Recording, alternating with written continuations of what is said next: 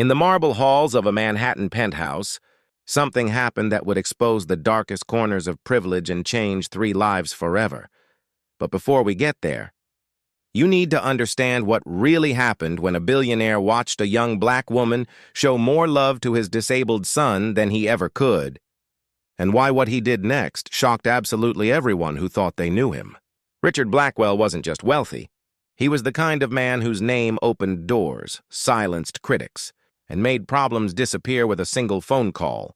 He built his empire on real estate, political connections, and an unshakable belief that some people were simply born to serve while others were born to rule. And for 15 years, Elena Rodriguez had served his family, cleaning his floors, preparing his meals, and raising his son Thomas while Richard traveled the world closing deals and collecting accolades. Drop a comment telling me where you're watching from, and don't forget to subscribe to Axiom USA for more powerful true stories. Elena's daughter Maya had just graduated with a degree in special education, but in a job market that seemed determined to reject her despite her qualifications. She found herself doing what her mother had done for decades, accepting work that paid the bills even if it didn't match her dreams. So when Elena asked Richard if Maya could help with Thomas a few afternoons a week, he barely looked up from his phone before muttering something about keeping it professional and warning that your daughter better not have any ideas about this being charity. Thomas was 12 years old, confined to a wheelchair by cerebral palsy, and according to the parade of professional caregivers who cycled through the Blackwell home, he was difficult, uncooperative, and impossible to manage. But that's not what Maya saw when she first rolled his wheelchair out onto the penthouse terrace and started talking to him like he was a person, not a problem. She didn't know her kindness would be used against her. Within 2 weeks, something remarkable happened. Thomas, who hadn't spoken more than a few words to anyone in months, started laughing, started trying to communicate, started eating meals without the battles that had become routine. And Maya, drawing on everything she'd learned in her special education training, introduced picture boards, adaptive utensils, and simple sign language that Thomas picked up with an eagerness that stunned everyone except Maya, who had always believed he was in there just waiting for someone to really see him. Richard noticed the change, of course. He wasn't stupid, just emotionally unavailable, and at first, there was something that almost looked like gratitude in his eyes when he watched Thomas smile. Really smile for the first time in years. But gratitude in men like Richard Blackwell has a short shelf life, especially when it's owed to someone he considers beneath him. One evening in late September, Richard came home early from a business dinner to find Maya on the floor of Thomas's room, both of them laughing as she helped him practice using the communication device she'd borrowed from her former university. It was a tender moment, the kind that would warm most hearts. But when Richard saw this young black woman sitting on his expensive carpet, her locks falling loose from her bun, his disabled son looking at her with pure adoration, something dark twisted in his chest. "What the hell do you think you're doing?" The question came out like a slap, sharp and sudden, and Maya looked up, confused, still holding Thomas's hand. "We're just practicing his words, Mr. Blackwell. He's doing so well. He can almost—" But Richard cut her off, his face reddening with an anger that seemed disproportionate to the scene. "You're not his mother, you're not his therapist, you're just the help's daughter, and I think you're forgetting your place here." The words hung in the air like poison, and Thomas made a sound, a protest, reaching for Maya as if he could protect her from his father's cruelty, but Richard wasn't done. "I've been watching you," he continued, his voice dropping to something more sinister.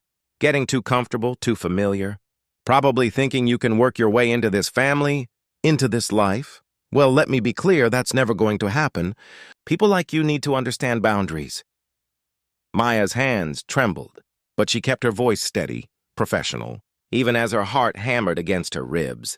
"Mr. Blackwell, I'm only here to help Thomas, nothing more." But he was already pulling out his phone, already calling security. "Elena!" he barked when Maya's mother rushed into the room, her face pale with fear. "Your daughter is no longer welcome in my home, and frankly, I'm reconsidering whether you should be here either. This is what happens when you let people get too comfortable. They forget who signs their paychecks." But that's when the truth started unraveling. Elena, who had spent 15 years biting her tongue, watching this man neglect his son while demanding everyone else's devotion, finally spoke. "Mr. Blackwell, Maya has done more for Thomas in 2 weeks than you've done in 2 years. She's given him a voice, given him confidence, given him the one thing you've never bothered to give him, which is attention and love. So if you want to fire us for that, then maybe you should look in the mirror and ask yourself why it bothers you so much that your son loves someone who actually sees him as human." The silence that followed was deafening, broken only by Thomas making sounds, urgent sounds, his finger pointing at the communication device. Richard's eyes narrowed. What's he trying to say? Maya, tears streaming down her face but dignity intact, helped Thomas press the buttons, and the electronic voice spoke words that Richard Blackwell would never forget. Maya, nice. Daddy, mean. If this story has you hooked, hit like and share it to support Axiom USA. Richard's face went from red to white in seconds. But instead of shame, what emerged was rage. The rage of a man whose authority had been questioned, whose secrets had been exposed by his own son, and in that moment, he made a decision that would cost him everything. "Get out," he said quietly, dangerously, "both of you now, and don't expect references, don't expect severance, don't expect anything except a lawsuit if you breathe a word of this to anyone." They left that night, Elena packing 15 years of memories into 2 bags, Maya holding back sobs as Thomas's cries echoed through the penthouse, and for a moment, it seemed like Richard Blackwell had won the way men like him always win, through power, through intimidation, through the simple fact that the world is built to protect people like him and punish people like Maya. But here's what Richard didn't know, what he couldn't have known because he was too arrogant to. Imagine that the people he dismissed might have voices, might have allies, might have evidence. Maya had been documenting Thomas's progress, not for any nefarious reason, but because that's what good educators do. Photos, videos, notes, all showing a child blossoming under proper care, all time-stamped, all undeniable. And when she showed this documentation to Jennifer Morrison, a family lawyer who'd once been Elena's friend and who'd always suspected something was wrong in the Blackwell household, Jennifer's eyes lit up with the fire of someone who'd been waiting for a case exactly like this. "This isn't just about wrongful termination," Jennifer explained, spreading the evidence across her desk. "This is about a disabled child being neglected by a parent who has the resources to provide proper care but chooses not to.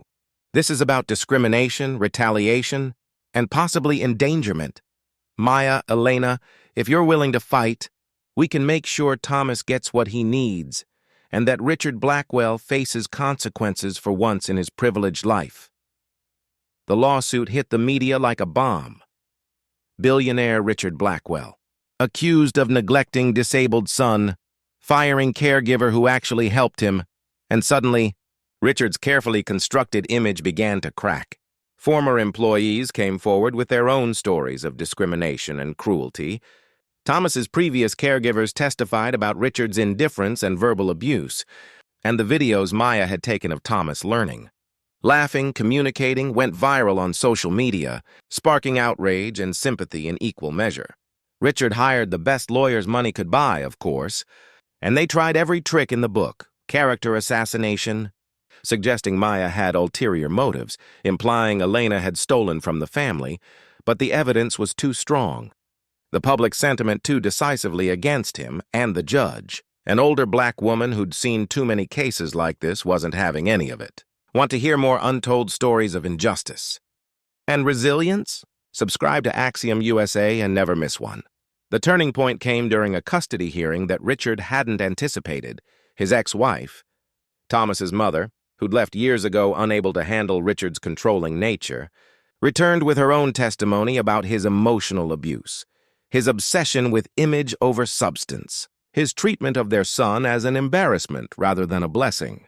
"I left because I couldn't protect our son and myself at the same time," she testified, her voice breaking. "But I never stopped loving Thomas. And when I saw those videos of him smiling, really smiling with Maya, I knew I had to come back. Had to try to fix what I'd run from. The courtroom was silent as she continued. Richard doesn't want custody of Thomas because he loves him. He wants custody because losing it would be admitting failure, admitting weakness, admitting that someone he considered just the help did a better job than he ever could. What happened next shocked everyone. The judge ordered a psychological evaluation of Richard's fitness as a parent. Temporary custody to Thomas's mother with Maya reinstated as his primary caregiver. A formal investigation into Richard's treatment of disabled dependents, and, most damaging to a man who valued reputation above all else, a public reprimand for discriminatory practices and retaliatory termination. But the real justice came from an unexpected place, Richard's own company. His board of directors, facing PR disaster and shareholder revolt, voted to remove him as CEO, citing conduct unbecoming and values incompatible with the company's stated commitment to diversity and inclusion. The irony was almost poetic. Richard Blackwell, who'd built his empire on the labor and sacrifice of people he considered beneath him, lost that empire because he couldn't stand to admit that one of those people had more humanity in her little finger than he had in his entire soul. He never saw this coming. 6 months later, Maya was working full-time as Thomas's caregiver and special education coordinator, earning 3 times what her mother had made as a maid and building a program that would eventually help dozens of other disabled children. Elena retired with a settlement that ensured she'd never have to scrub another floor unless she wanted to, and Thomas, thriving under the care of people who loved him, was learning to use assistive technology that gave him independence his father had never thought to provide. Richard Blackwell, meanwhile, was learning what happens when the armor of privilege finally cracks. His penthouse sold to cover legal fees, his reputation in ruins, his name that once opened doors now whispered with contempt in the same circles that once courted him. And in the end, the man who'd spent his life believing some people were born to serve learned the hardest lesson of all. That true power doesn't come from money or status. It comes from the courage to see people as they are, to value them as they deserve, to recognize that the person you dismiss as just the help might be the very person who could save what you're too arrogant to save yourself. There's a photo that went viral during the trial, one that Maya keeps framed in her office. It shows her and Thomas on that same penthouse terrace where they first met, both of them laughing, the New York skyline behind them, and Thomas holding a sign he'd made with his communication device that read simply, "Maya, family, love." That photo became a symbol for something bigger than one billionaire's downfall. It became a reminder that in a world that too often values people by their bank accounts and skin color, the real measure of humanity is how we treat those who can't fight back, how we value those who serve us, how we respond when someone we've dismissed shows us exactly how wrong we were.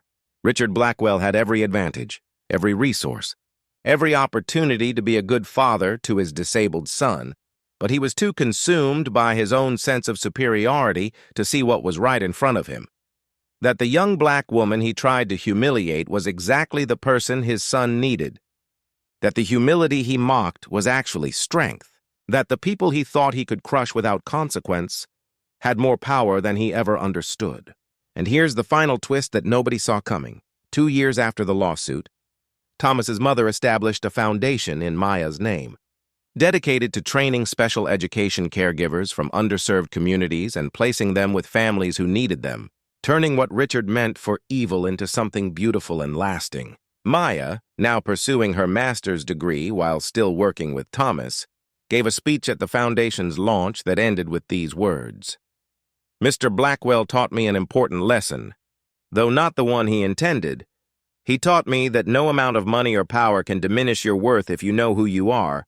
He taught me that the people who try to make you feel small are usually the ones who feel smallest inside. And he taught me that sometimes the best revenge isn't revenge at all. It's just living your life with dignity, doing your work with love, and letting the truth speak for itself." The crowd gave her a standing ovation. And somewhere in a modest apartment across town, Richard Blackwell, watching the news coverage alone, finally understood what he'd lost. Not his money, Not his status, but the chance to be part of something real, something meaningful, something that mattered more than quarterly profits and social climbing. Thanks for watching Axiom USA, where every story reminds us of resilience and truth. Like, share, and subscribe for more. This is the story of what happens when kindness confronts cruelty, when grace confronts greed.